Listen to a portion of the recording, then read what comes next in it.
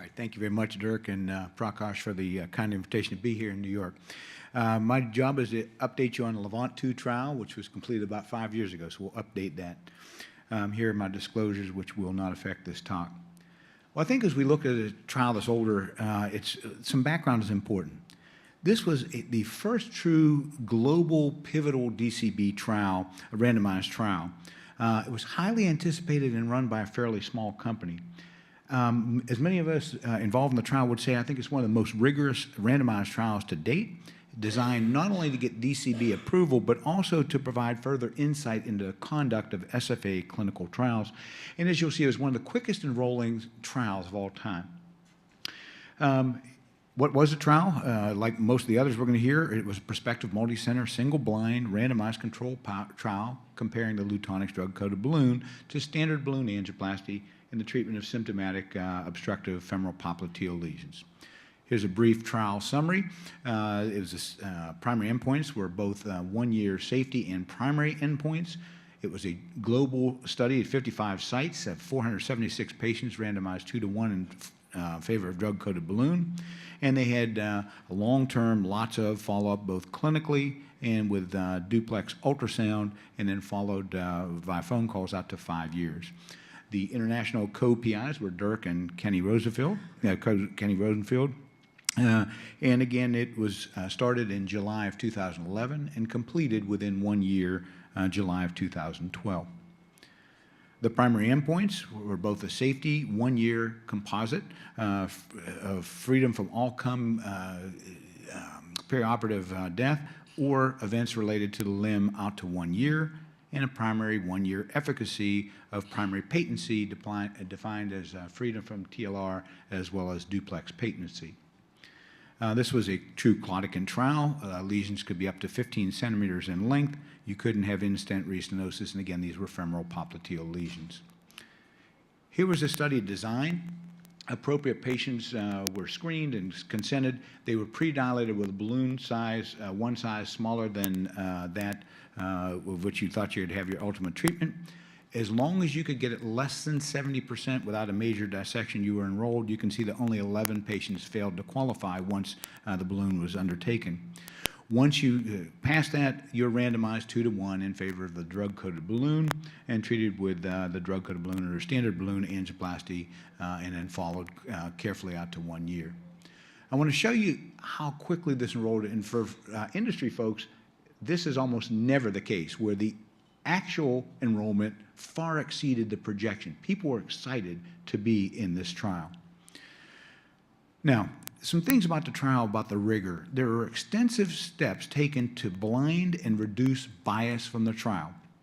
Everybody was blinded except the treating physician, but the patient, the core lab, and everybody who evaluated anything with the patient after the initial treatment were completely blinded to a trial. The only non-blinding was the person doing the procedure, but they weren't involved in the follow-up. So, Chris, does that make a difference? It really does. If you look over here at the lack of blinding in other potential studies, if somebody tended to have binary restenosis and the person knew that they didn't get drug, I want you to look at the difference between the amount of revascularization of patients who had angioplasty who the operator knew they didn't get drug. They were much more likely to have TLR. And if you compare that to LEVANT-2, there was no difference because of this strict and rigorous binding of if you had restenosis, you were equally likely to get a TLR whether you had angioplasty or drug, much different than any other DCB trial. A couple other important study features before we look at the data. Sites were carefully screened and selected. There was a mandatory 2-day meeting for every investigator and the major people in the trial. The protocol for bailout stenting was clearly outlined, and we were told you will be kicked out if you do it, okay? Operators were educated on geographic miss.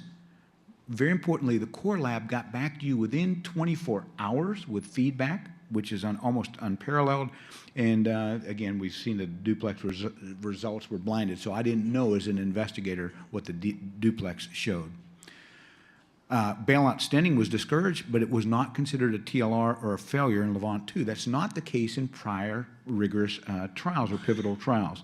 And the idea was to really assess and compare long-term performance of the treatment modality of the DCB and angioplasty alone in more rigorous fashion. Does that make a difference? It really does. If you look at these trials that we're used to, showing the life stenting versus angioplasty, what a dramatic difference, Zilver PTX versus angioplasty, what a dramatic difference.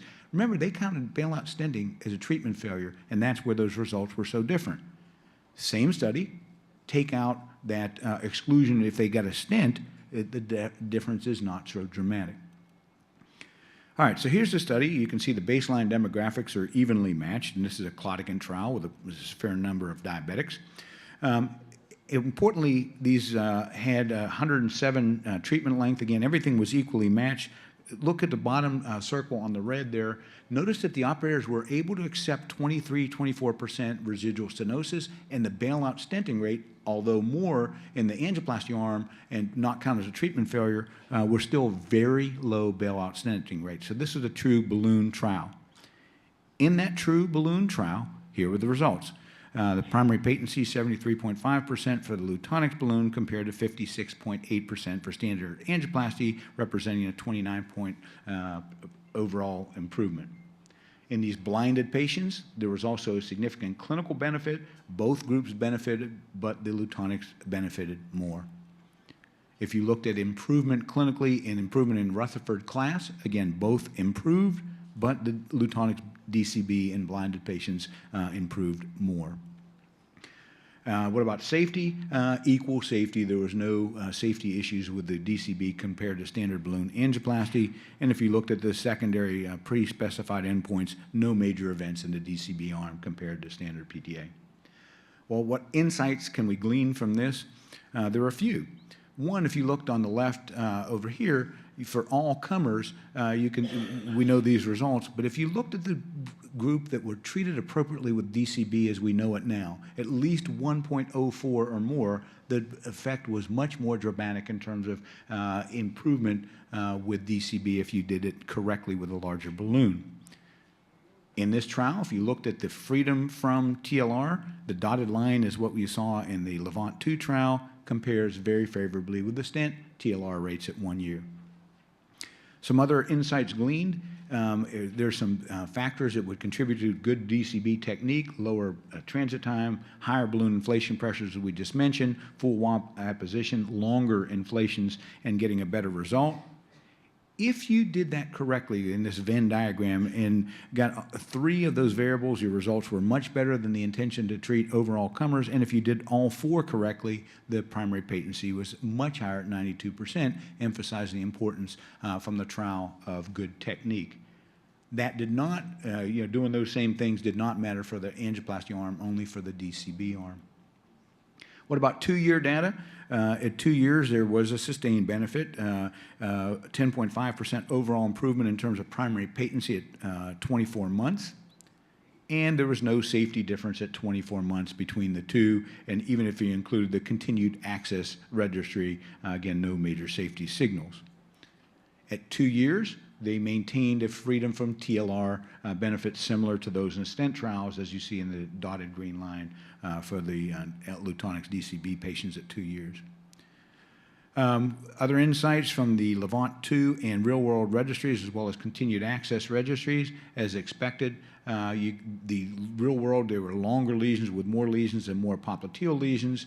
Despite that, the primary patency, if anything, was a little bit better and certainly maintained at 1 year in the real-world patients, and there was no safety issue at 1 year as well, and no major pre-specified safety issues in long-term follow-up, including the large number from the registry. Finally, an update on what's going on now. They have a below-the-knee trial. Remember, other trials have been stopped. This one actually is still going strongly. Very similar treatment algorithm to what you saw for above the knee, 2-to-1 randomization of DCB to standard angioplasty with safety and efficacy endpoints defined here. Here's the current status of the BTK IDE trial. It's almost 400 randomized patients, a lot of whom have completed follow-ups with very low major amputation in a critical limb ischemia trial. And importantly, the DMC has met 13 times to analyze the data, and it has not been stopped like other trials have.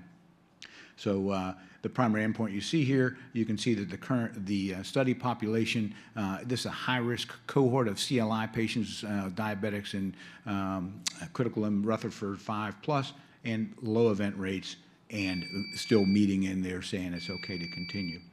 So in conclusion, LEVANT-2 is a rapidly enrolling, rigorous RCT providing significant insight into not only drug-coated balloon performance, but also setting additional standards for the conduct of a peripheral trial.